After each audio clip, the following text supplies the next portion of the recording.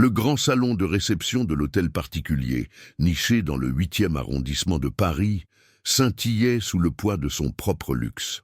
Les lustres en cristal de baccarat projetaient une lumière froide et fragmentée sur une assemblée vêtue de haute couture, dont les sourires semblaient aussi étudiés que leur tenue. Était une soirée de charité, mais l'air était moins chargé de philanthropie que de pouvoir, de jugement silencieux et d'un ennui existentiel à peine masqué par le tintement des coupes de champagne. Chaque conversation était une transaction, chaque poignée de main une alliance potentielle. Dans ce théâtre de l'opulence, la chaleur humaine était la denrée la plus rare, remplacée par une politesse glaciale qui servait de rempart aux véritables émotions. L'atmosphère était un mélange étouffant de parfums coûteux, d'ambition non dissimulée et de la certitude que chacun jouait un rôle soigneusement répété. Légèrement à l'écart, Alexandre de la Roche observait la scène, non pas comme un hôte, mais comme un biologiste étudiant une colonie d'insectes. À 38 ans, il était le PDG d'un géant de la technologie, un empire qu'il avait hérité puis étendu avec une agressivité redoutable. Grand, impeccable dans son costume sur mesure, il portait en permanence un masque de supériorité et un sourire cynique. Ses yeux froids et analytiques balayaient la foule, non pas à la recherche d'un visage ami, mais d'une faille, d'une faiblesse à exploiter. Ce soir, il avait orchestré ce qu'il appelait une expérience sociale. Il attendait l'arrivée de sa dernière victime, une pièce maîtresse dans son jeu pervers visant à prouver sa théorie favorite. Que chaque être humain, dépouillé de ses artifices, n'est mû par rien d'autre que l'intérêt et la vanité. Puis, Élise Beaumont fit son entrée, et un murmure discret parcourut une partie de la salle. Alexandre l'avait exigé. Elle devait venir en tenue de soirée, s'attendant à la voir paraître dans une robe bon marché, un spectacle pathétique qu'il se délecterait de commenter. Mais Élise déjoua sa première attente. Elle portait une robe vintage, d'une simplicité désarmante, mais à la coupe impeccable, qui avait appartenu à sa mère. Aucune ostentation, aucune tentative de rivaliser avec les diamants qui l'entouraient. Elle se déplaçait avec une dignité silencieuse, son regard serein contrastant violemment avec la tension ambiante.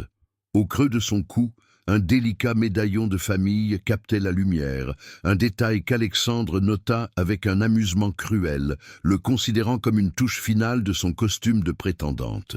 Elle était la seule personne dans la pièce qui ne semblait pas jouer un rôle. Alexandre fendit la foule, son sourire élargissant en un rictus de prédateur.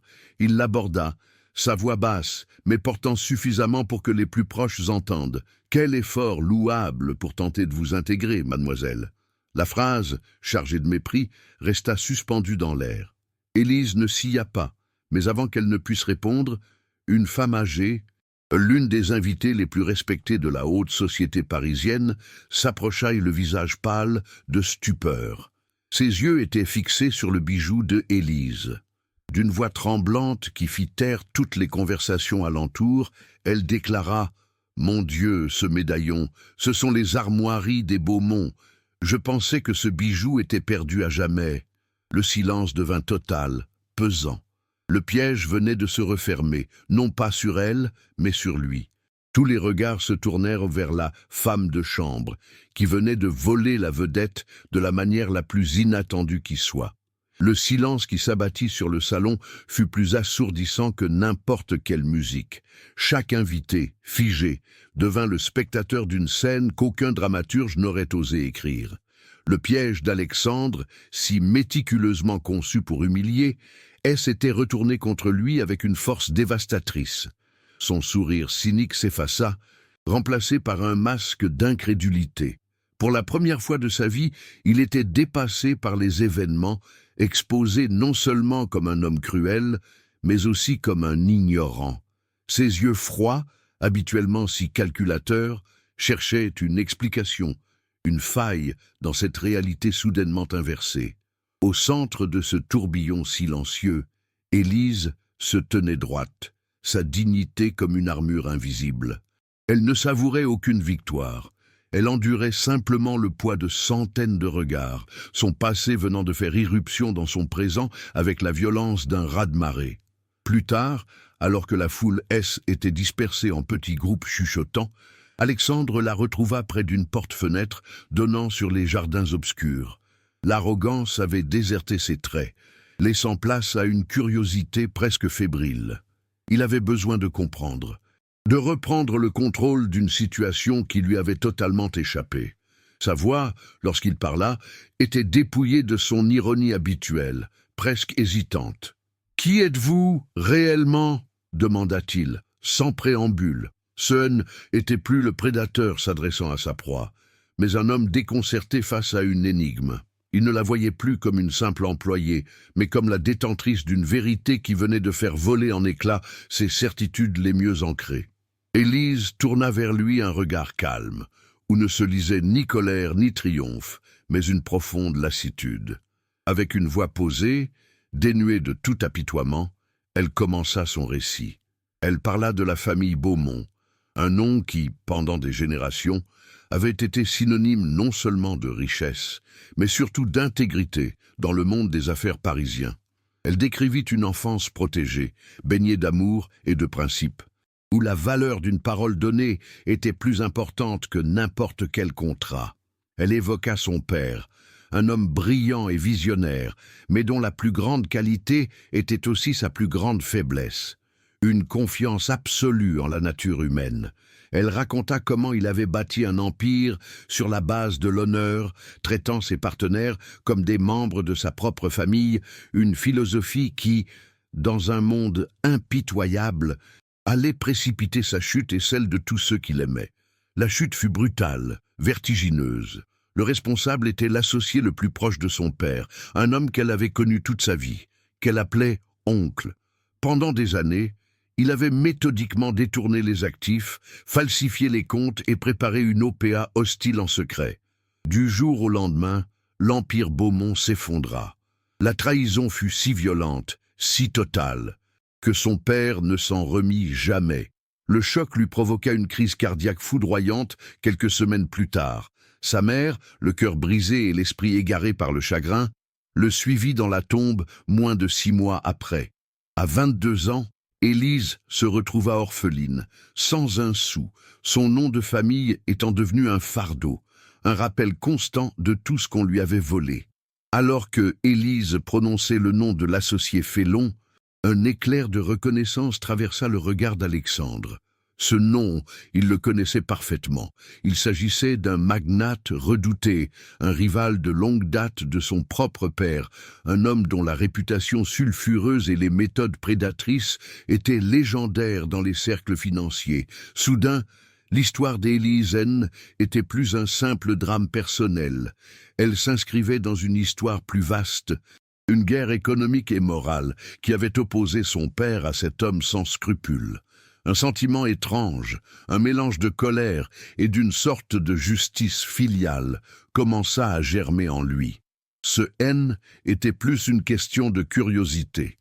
C était devenu personnel. Il voyait une injustice qu'il avait les moyens de corriger, un puzzle dont il voulait absolument trouver la dernière pièce.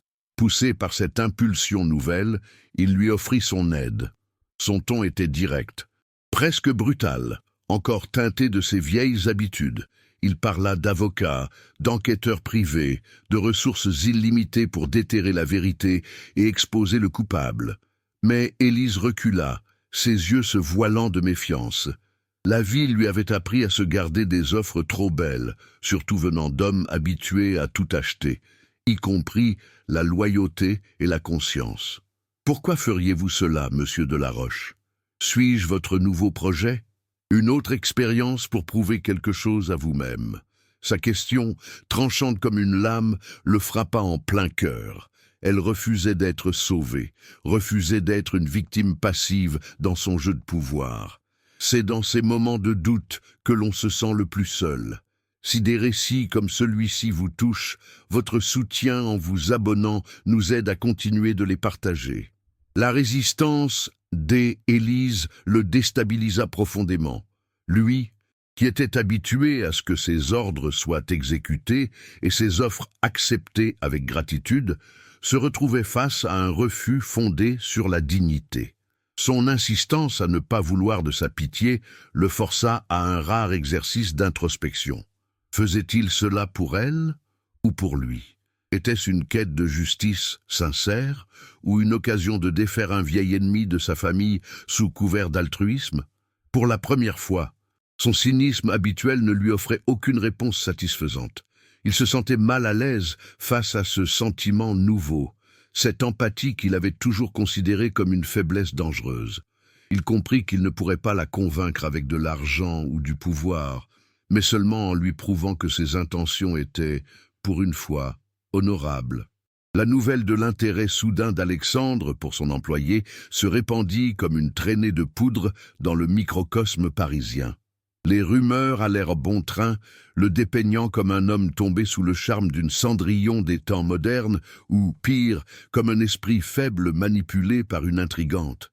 Lors des dîners et des réceptions, il devint la cible de plaisanteries à peine voilées et de regards condescendants. Ses pairs, qui le craignaient autant qu'ils l'admiraient, se délectaient de cette apparente faiblesse, de cette obsession pour une femme de chambre qui menaçait de ternir son image d'homme d'affaires impitoyable. Cette pression sociale, loin de le décourager, ne fit que renforcer sa détermination. Il se sentait de plus en plus étranger à ce monde superficiel qu'il avait si longtemps dominé. L'antagoniste, informé par ses espions de l'enquête naissante d'Alexandre, ne tarda pas à réagir. Il était devenu l'un des hommes les plus puissants de France, et il commença à user de son influence pour étouffer l'affaire. Les menaces haines étaient pas directes, mais insidieuses. Un matin, Élise fut convoquée par la direction de l'hôtel et avertie que son emploi était en jeu à cause de complications. D'anciens amis de sa famille, contactés par les enquêteurs d'Alexandre, se rétractèrent soudainement, pris de peur. Le message était clair. Quiconque aiderait Élise Beaumont en paierait le prix. Le danger naine était plus une abstraction, mais une réalité tangible qui pesait sur chaque aspect de la vie d'Élise, la plongeant dans un isolement encore plus profond. Face à cette menace grandissante, l'alliance entre Élise et Alexandre devint une nécessité. Elle comprit qu'elle ne pourrait pas affronter seule un homme aussi puissant. Et il se sentit responsable de l'avoir exposé à un tel danger. Ils commencèrent à se retrouver en secret, tard dans la nuit, dans la bibliothèque de l'hôtel particulier, un lieu silencieux et chargé d'histoire.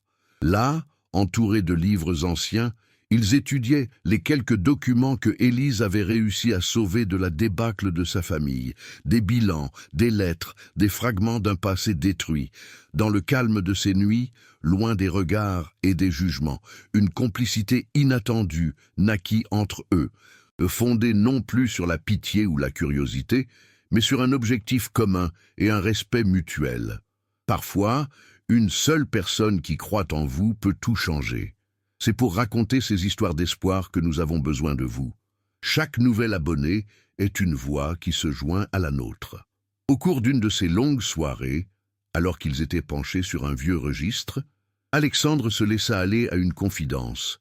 Il parla de son père, un homme qu'il avait toujours admiré pour sa droiture, mais dont il était senti distant. Il avoua que son père avait toujours méprisé cet homme qui avait ruiné les Beaumont, le considérant comme l'antithèse de tout ce en quoi il croyait. Alexandre expliqua que son propre cynisme était une armure qu'il était forgée après la mort de son père, une façon de se protéger d'un monde qu'il jugeait corrompu et sans honneur. En partageant cette part de lui-même, il ne se montrait plus comme le PDG tout-puissant, mais comme un fils qui cherchait à honorer, à sa manière, la mémoire de son père. En elle écoutant, Élise sentit le dernier rempart de sa méfiance s'effondrer. Touchée par sa vulnérabilité, elle lui confia sa plus grande peur. Ce n'était pas de vivre dans la pauvreté, car elle avait appris à survivre avec peu. Sa véritable angoisse était que le nom de sa famille, autrefois si respecté, ne soit plus qu'une note de bas de page dans l'histoire, associée à l'échec et à la honte. Elle ne désirait ni vengeance, ni restitution financière. Tout ce qu'elle voulait, C était réhabiliter l'honneur de son père, prouver qu'il n'avait pas été un incompétent, mais la victime d'une trahison. À cet instant, Alexandre comprit la véritable nature de sa quête. Elle ne se battait pas pour de l'argent, mais pour quelque chose de bien plus précieux, la dignité. Leur partenariat se scella définitivement, non plus sur une promesse d'aide, mais sur une compréhension profonde et partagée. Le bureau de l'antagoniste, perché au sommet d'un gratte-ciel de la défense, était l'antithèse de la bibliothèque d'Alexandre. Ici, aucun bois chaleureux ni cuir patiné, mais du verre, de l'acier chromé, et une vue panoramique sur un Paris qui semblait être une simple maquette à ses pieds. L'homme, un magnate à la réputation sulfureuse, les accueillit avec une courtoisie glaciale, son sourire ne touchant jamais ses yeux. Il les fit asseoir sur des fauteuils design inconfortables, un geste subtil pour affirmer sa domination. L'air était rare, conditionné, aussi artificiel que la bienveillance de leur hôte. Élise se tenait droite, son calme intérieur formant une barrière invisible contre l'atmosphère intimidante du lieu. Alexandre, à ses côtés, n'était plus le prédateur cynique du gala. Il était un homme avec une mission, son visage une toile impénétrable de détermination. La conversation commença par des banalités vénéneuses, l'homme sondant les intentions d'Alexandre avec des questions faussement désinvoltes. Puis, sans un mot, Alexandre posa sur la table en verre un dossier épais. Le bruit sec du contact résonna dans le silence du bureau. L'homme l'ouvrit, le parcourut d'un œil rapide, son assurance commençant à se fissurer. Voyant que l'épreuve était irréfutable, il changea de tactique, abandonnant la finesse pour l'attaque personnelle. Il fixa Alexandre avec un mépris théâtral, sa voix suintant le sarcasme. Tout cet effort pour une simple femme de chambre. Vous êtes tombé amoureux de la roche, c'est pathétique. Il cherchait la faille, elle, émotion. Le point faible qu'il pourrait exploiter pour reprendre le contrôle de la situation. Certain que l'obsession d'Alexandre était sa plus grande faiblesse. Mais l'homme qu'il tentait de provoquer n'existait plus. Alexandre ne sia pas. Sa voix, quand il répondit, était posée, dénuée de toute colère, mais chargée d'un poids nouveau, celui d'une vérité enfin acceptée. Je n'ai pas fait ça pour elle, je l'ai fait pour moi. Elle m'a rappelé une chose que mon père disait toujours et que j'avais oubliée, que la valeur d'un homme ne réside pas dans ce qu'il accumule, mais dans l'honneur qu'il défend. Une chose que vous n'avez jamais eue. Chaque mot était une pierre jetée dans les fondations fragiles de l'empire de son adversaire. Ce haine n'était pas une déclaration de guerre, mais un constat, une ligne de partage définitive entre deux mondes, deux philosophies. Il y a des moments où une seule phrase peut tout changer. Si ces histoires de rédemption vous touchent, n'oubliez pas que votre inscription nous aide à continuer de partager ces récits de courage. Désormais acculé, le magnate se tourna vers Élise, sortant son dernier atout. L'argent. Très bien. Parlons affaires. Combien voulez-vous pour votre silence? Donnez-moi un chiffre, n'importe lequel. Il sortit un carnet de chèques, convaincu que tout, et tout le monde, avait un prix. Mais Élise le regarda, non pas avec la haine qui l'attendait, mais avec une sorte de pitié. D'une voix claire et ferme, qui ne trembla pas un seul instant, elle lui donna sa réponse. « Je ne veux pas de votre argent. Il est souillé par la souffrance de ma famille. Ce que je veux, je vais l'obtenir moi-même. Je vais reconstruire le nom des Beaumont, non pas sur les ruines du passé, mais sur des bases saines et honnêtes. Et la première pierre de cette reconstruction sera de rendre publique la vérité sur la manière dont vous avez bâti votre fortune. » Le silence qui s'ensuivit fut sa véritable défaite. L'homme resta figé, son stylo en l'air, comprenant enfin qu'il faisait face à quelque chose que son argent ne pourrait jamais acheter ni détruire, la dignité. Il n'y avait plus rien à dire. Sans un autre regard pour l'homme brisé, assis derrière son bureau de verre, Alexandre et Élise se levèrent et quittèrent la pièce.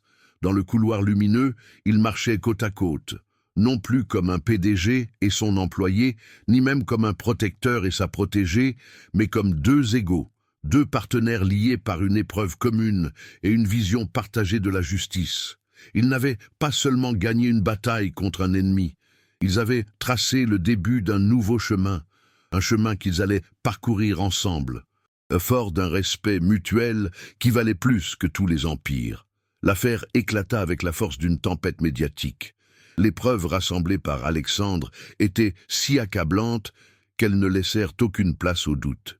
Du jour au lendemain, l'empire du magnate, bâti sur la trahison et la ruine des Beaumont, commença à s'effondrer comme un château de sable. Les articles de presse décrivaient en détail la fraude. Les partenaires se désolidarisèrent. Et la justice entama des poursuites qui signeraient sa disgrâce définitive. Pendant que l'homme qui avait tout volé à sa famille faisait face à l'humiliation publique, Élise observait la situation de loin, avec une sérénité inébranlable. Elle ne ressentait aucune joie mauvaise, aucun désir de vengeance assouvi. Sa victoire n'était pas dans la chute de son ennemi, mais dans la simple et pure réhabilitation du nom de son père. La vérité, enfin mise en lumière, suffisait à apaiser les fantômes de son passé. Fidèle à sa parole, Élise refusa de toucher un seul centime de la fortune restituée, la considérant à jamais souillée. Au lieu de cela, armée des preuves de sa légitimité et de la réputation restaurée de son nom, elle obtint un prêt initial de 500 000 €. Avec ce capital, elle fonda Beaumont Conseil, un cabinet de conseil en affaires dont le principe fondateur était l'exact opposé de ce qui avait détruit sa famille, une éthique de fer et une transparence absolue. Alexandre, transformé, devint son premier investisseur et son partenaire minoritaire, agissant comme un mentor discret mais essentiel dans les coulisses. Il ne lui offrait plus sa pitié, mais son expertise et son respect. Ensemble, ils ne reconstruisaient pas seulement une entreprise, ils posaient les fondations d'un nouveau modèle, prouvant que l'honneur pouvait être un atout commercial plus puissant que la cupidité. Inspiré par le courage et l'intégrité d'Élise, Alexandre entreprit sa propre révolution intérieure et professionnelle. Il liquida une grande partie de ses actifs les plus spéculatifs et créa la fondation de la Roche-Beaumont. Ce N n'était pas un acte de charité destiné à polir son image, mais une quête de sens profondément personnelle. La mission de la fondation était simple mais puissante. Offrir des bourses, des études et des capitaux d'amorçage à des individus talentueux qui, comme Élise, avaient tout perdu à cause d'injustice, de trahison ou de malchance. Il abandonna les galas superficiels et les jeux de pouvoir pour se consacrer à la construction de quelque chose de durable, de réel. Il avait enfin compris que la véritable richesse ne se mesurait pas en actions ou en propriétés, mais dans les vies que l'on pouvait aider à reconstruire. 2 ans plus tard, lors d'une soirée de remise de bourse de la Fondation, l'atmosphère n'avait rien à voir avec celle du gala où tout avait commencé. La salle était élégante, mais l'air vibrait d'une chaleur humaine, d'espoir et de gratitude. Alexandre se tenait aux côtés de Élise, non plus avec un rictus cynique, mais avec un sourire sincère qui illuminait son visage. Il regardait un jeune étudiant, le premier lauréat de la Fondation, remercier le couple avec des larmes dans les yeux, racontant comment leur aide lui avait offert un avenir. Leur histoire nous rappelle que même dans l'obscurité la plus profonde, une seconde chance peut tout changer. Si vous croyez en la force de ces récits de résilience, votre abonnement est le soutien précieux qui nous permet de continuer à les mettre en lumière.